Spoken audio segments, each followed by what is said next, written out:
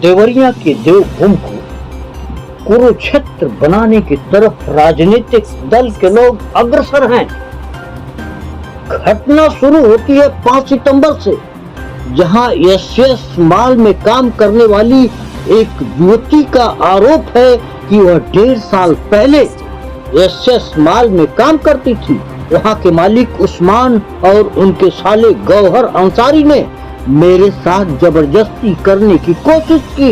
उन लोगों ने मेरा धर्म परिवर्तन भी करना चाहा, मगर मैंने मना कर दिया। जबरदस्ती करते वक्त उन लोगों ने मेरा वीडियो भी बना लिया था और उसे वायरल करने की धमकी दी। इसकी वजह से मैंने वहां से नौकरी छोड़ दिया है। वहीं लड़की के आरोप पर एसएस मॉल के मालिक उस्मान ने बताया कि पिछले 10 सालों से मेरा मॉल संचालित हो रहा है, जहां हिंदू और मुसलमान भाई बहन की तरह काम करते हैं। पिछले 10 सालों से इस तरह का कोई आरोप नहीं लगा। हमारे मैनेजर मनोज पांडे, जिनकी निगरानी में यह मॉल संचालित होता है, हमारे यहाँ काम करने वाला एक लड़का चोरी करते पकड़ा गया था। उस लड़के के खाते से युवती के खाते में पैसा ट्रांसफर हुआ था। ऐसे में वह बचने के लिए मेरे ऊपर इल्जाम लगा रही है। 6 महीना पहले भी युवती ने आरोप लगाया, मगर उस दौरान धर्मांतरण की बात उसने नहीं कही थी। बहरहाल एसएस मॉल के मालिक जेल में बंद हैं। उनके ऊपर कानूनी शिकंजा पूरी तरह से कस दिया गया है। समाजवादी पार्टी के मुखिया अखिलेश यादव को यह लगा कि एसएस मॉल के मालिक उस्मान और तरन्नुम के साथ नाइंसाफी हो रहा है, तो उन्होंने एसएस मॉल के मालिक उस्मान के घर एक डेलीगेशन भेजा। आप इन तस्वीरों को देख सकते। इस डेलीगेशन का नेतृत्व लाल बहादुर यादव शिक्षक संघ विधान परिषद नेता प्रतिपक्ष ने किया। वहीं इस डेलीगेशन में सलेमपुर सांसद रमाशंकर विद्यार्थी, पूर्व विधायक रामपुर की गजाला लारी, जिलाध्यक्ष व्यास यादव, परवेज आलम, पूर्व राज्यसभा सांसद कनकलता सिंह, हृदय नारायण जायसवाल, पुष्पेंद्र वर्मा उर्फ पंकज वर्मा, रुद्रपुर के पूर्व विधायक अनुग्रह नारायण सिंह उर्फ खोखा सिंह और समाजवादी पार्टी के वरिष्ठ नेता एमएलसी रहे जेपी जायसवाल भी डेलीगेशन में शामिल रहे। डेलीगेशन के सदस्यों ने एसएस मॉल के मालिक उस्मान के घर जाकर के उनके परिजनों से मुलाकात किया और उनसे बातचीत किया। तस्वीरों में आप देख सकते हैं कि उस्मान के परिजनों से रामपुर के पूर्व विधायक गजाला लारी और लाल बिहारी यादव विधान परिषद नेता प्रतिपक्ष बातचीत कर रहे हैं। बातचीत के दौरान महिला रोते हुए कह रही कि फंसाया गया है, धर्मांतरण जैसा कोई मुद्दा है ही नहीं। वहीं डेलीगेशन का नेतृत्व कर रहे लाल बिहारी यादव से जब पत्रकारों ने बातचीत किया तो लाल बहादुर यादव ने क्या कहा, उसको एक बार सुन ली। समाजवादी पार्टी के राष्ट्रीय अध्यक्ष माननीय अखिलेश यादव के निर्देश पर ये डेलीगेशन आया हुआ है। उस्मान गनी साहब के परिवार से मिलकर के जो है उनकी क्या समस्याएं हैं और उस पर जो है परिवार का बयान लिया। बयान लेने के बाद ये बात स्पष्ट हुई जो है कि यह जो है मामला कूटरचित है और इसमें जो है जो धर्मांतरण का की बात कही गई है वह बिल्कुल बेबुनियाद और गलत है।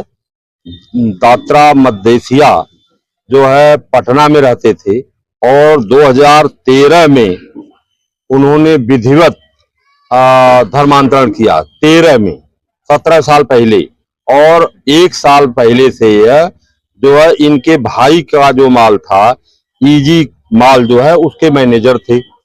उस माल से और उस्मान गनी से कोई मतलब नहीं जो है, और वह जो है मैनेजर उस माल के थे जो इनका भाई का माल था। धर्मांतरण उन्होंने 17 साल पहले किया था और पटना में किया था, उससे भी इनका कोई ताल्लुकात नहीं था।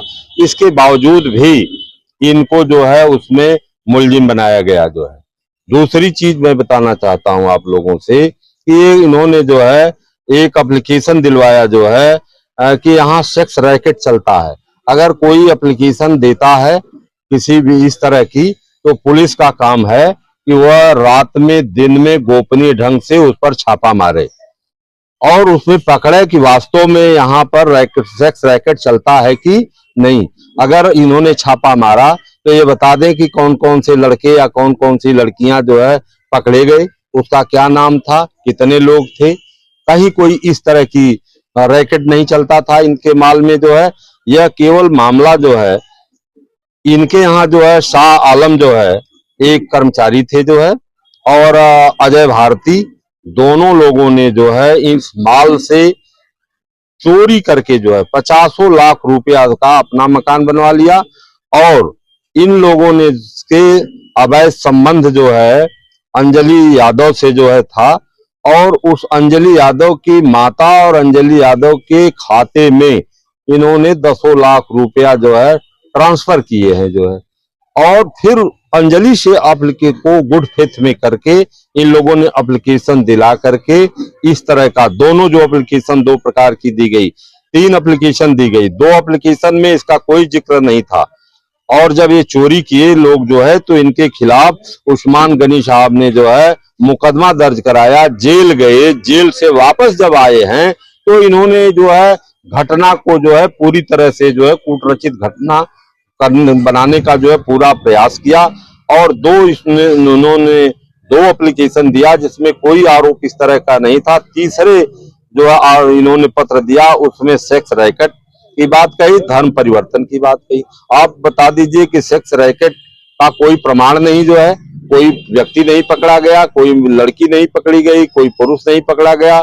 और धर्मांतरण जिसको धर्म परिवर्तन जिसने किया है वह खुद प्रमाण अपना दे रहा है कि मैं पटना में रह करके 17 साल पहले धर्म परिवर्तन किया है। तो इसमें उस्मान गनी का कहीं कोई दोष नहीं है। इनको अल्पसंख्यक होने के नाते और केवल परेशान करने की गरज से पुलिस ने इस तरह की सारी फर्जी कार्रवाई किया। रामपुर विधानसभा की पूर्व विधायक रही गजाला लारी ने क्या कहा, उसको भी एक बार सुन लीजिए।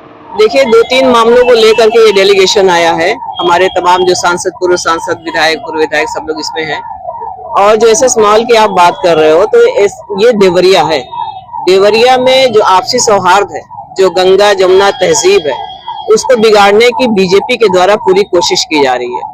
और जो रोजगार तो ये लोग कभी दे ना पाए, रोजगार तो दे ना पाए, लेकिन रोजगार को छीनने का काम किया है।